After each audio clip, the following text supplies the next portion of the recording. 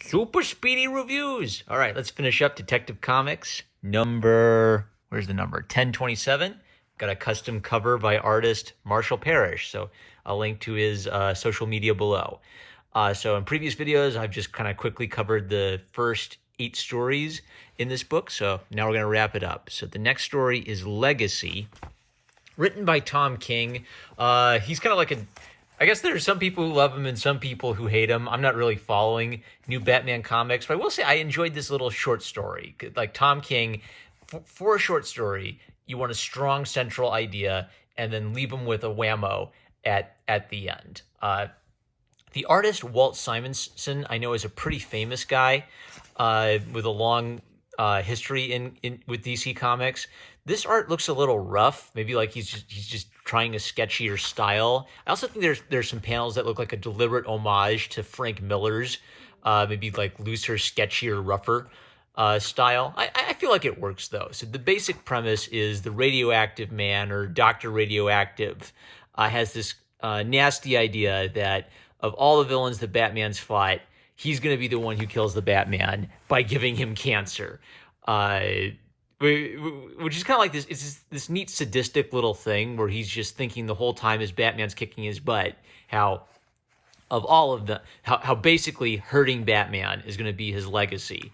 And then the twisteroo at the end. I'm going to spoil everything, by the way, because these are that's what I think is the Frank Miller homage. The twisteroo is that he got his legacy, but Batman's legacy is that he doesn't care about what his reasons are for wanting to kill him. So while Batman is thinking about Radioactive Man as he dies, he wants Radioactive Man to think about how he didn't give one hoot why he did that to him. So that's kind of a neat twisteroo. I like it. It's the point Tom King is making is that Batman is a sympathetic counterpoint to Dr. Radioactivity or whatever, and it works. As a short story, it succeeds in that it leaves you with a little neat whammo or character moment at the end.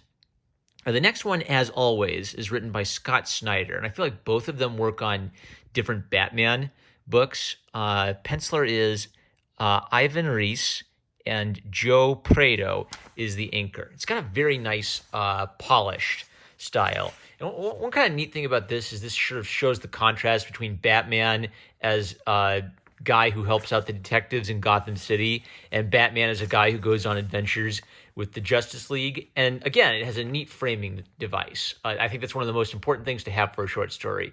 So the framing device is Jim Gordon calls a long night a black rooster, because they're basically they're up all night until the rooster crows and they save the city. And then one day they have a black rooster.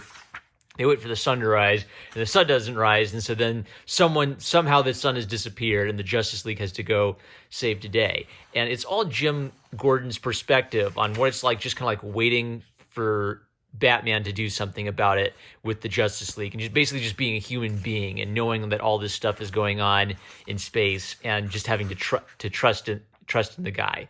And then at the end, Batman comes back and waits on the roof with Jim Gordon, like they always do at the end of a long day. So a nice little, again, when you're writing a short story, the ending has to wrap everything up with a pretty bow, and you have to leave them with that whammo idea at the end. A little poster art by Jim Chung and Alejandro Sanchez. I like the ripples in Batman's cloak. Kind of gives him like a leathery Batwing feel. Kind of like an old school. I like this. It's kind of like it's not really Burt Reynolds and Adam West. It's almost like the 1940s movie serial, kind of Batman and Robin. Art by Lee Bermejo. This one, which story is this? Generations Fractured by Dan Jurgens as the writer and artist. This one, the last 2 stories are really just setups for the next book, which I'll give that a pass. This was a nice big book, a lot of neat little short stories, a few of which I really quite liked. So if they want to do a couple little previews for whatever series they're working on, that's fine. I'm not going to bash them for that. But this kind of has the neat setup of Batman somehow goes back in time or gets cast into another reality, and then the coloring style and the art style changes to a 1940s color style. It looks great. Like there's a reason that the comics from this era are so fondly remembered and iconic. Everything is so bright and What else? It gives everything a lot of pop. Like Batman really stands out when they use this simple coloring style. And then some alien guy shows up and says he's got to take Batman on an adventure, and this Batman has never been in like space adventures before. So can a 1940s Batman go on a space adventure? That's a good idea, Like take like Batman's been on a lot of space adventures. Purple Gloves, Bill Finger. Bob Kane Batman. Let's send him on an adventure. The last one, A Gift, written by Mariko Tamaki, art by Dan Mora. I like Dan Mora's art. It's got a nice moody feel with like shadows and kind of like this weird red light haunting Gotham City, and the Joker's up to something. I do not like Mariko Tamaki's framing device for this short story. It doesn't make much sense.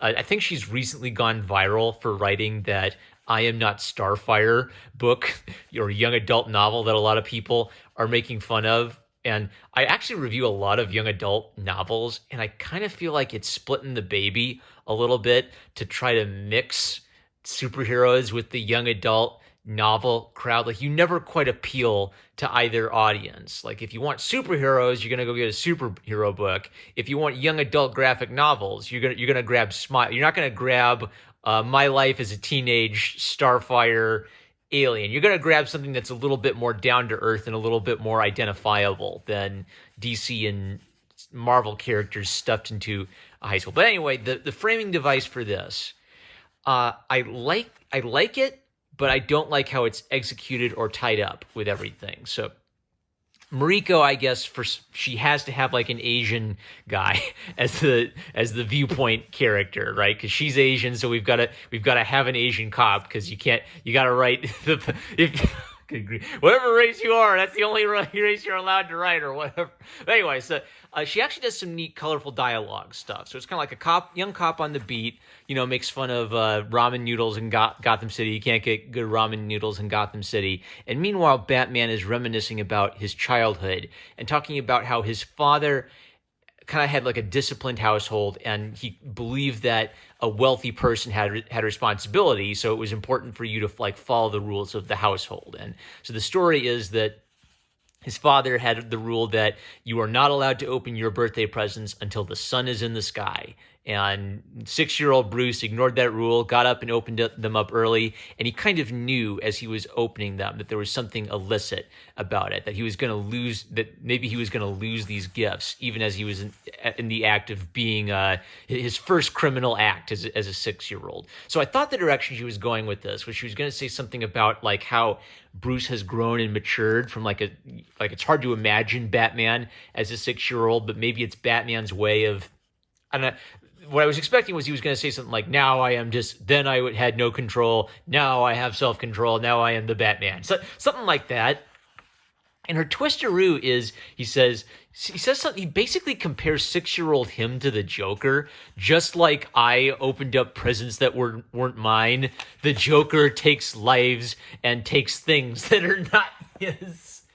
Like, really? So, what's wrong with this is kind of splitting the metaphor. He's reminiscing about something from his childhood as he's doing the actions, and then he compares 6-year-old him opening up Christmas presents that aren't his, birthday presents that aren't his, to the Joker murdering a bunch of people.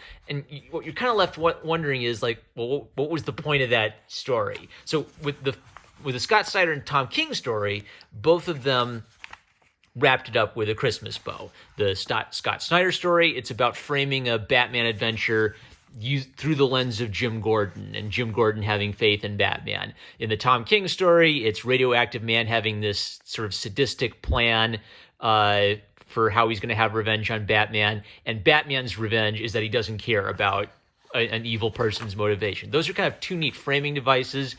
Tamaki is just like, okay, a neat little childhood story from Bruce, and he got a present from his mom about going on adventures, and he has a black casebook, and this is a mystery, and we're going to find out what the black casebook is next time.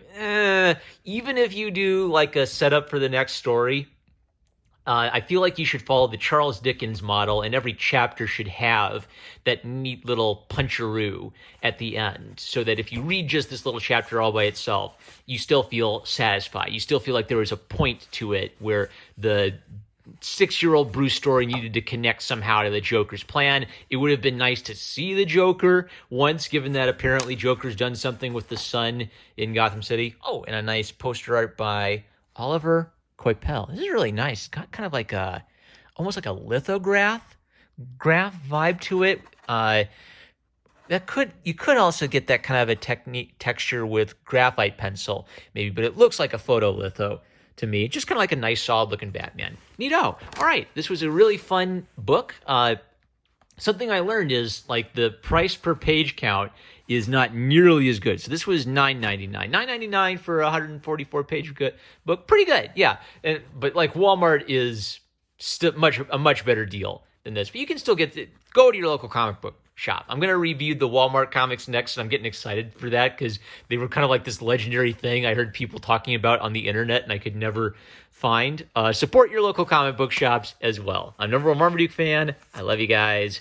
I will catch you later.